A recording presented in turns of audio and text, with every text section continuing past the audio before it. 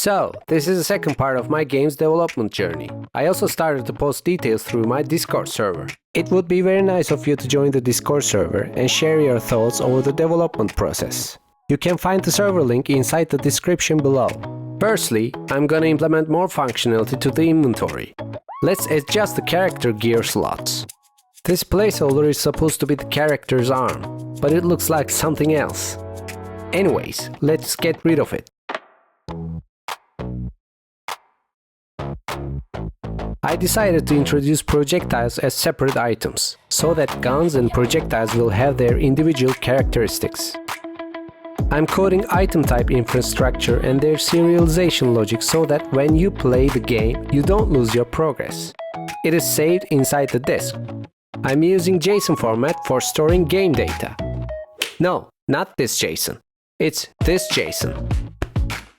Now it's time to define a default inventory state so that my character Jimmy has items when the game launches for the first time. There are going to be helper weapons that auto-shoot at targets. I call them divine weapons for now. Let's prepare Jimmy's first gun. He needs guns to shoot at things. What does a gun shoot? A bullet. We need a bullet. This bullet is hot.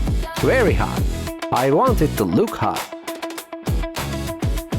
Let's export this thing in order to use it in my game. The bullet is going to ricochet off the platforms. And from my past experiences, using Unity's hit colliders is not a good idea, because sometimes bullets just pass through other objects because of their high speed. Instead, I'm gonna use raycasts in order to detect collisions. Because there will be projectile types other than a bullet, I divide my bullet scripts and rename them. I'm implementing right and left hand distinction in order to calculate the projectile's damage correctly. Let's see this bullet in action. Of course it doesn't work as expected. I must have forgotten something. But before fixing the technical stuff, I want to change how the bullet looks. I want to give it an outline. There were lots of errors, but I fixed them. What did you think? I would give up developing Jimmy the Chunky and throw my laptop out of the window? No way! The bullet doesn't ricochet, but it looks cool. Let's add Ricochet and make the gun super fast in order to see how crazy things can go.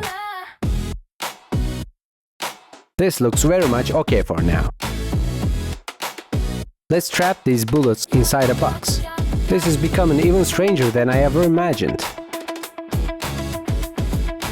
Let's make bullets slower.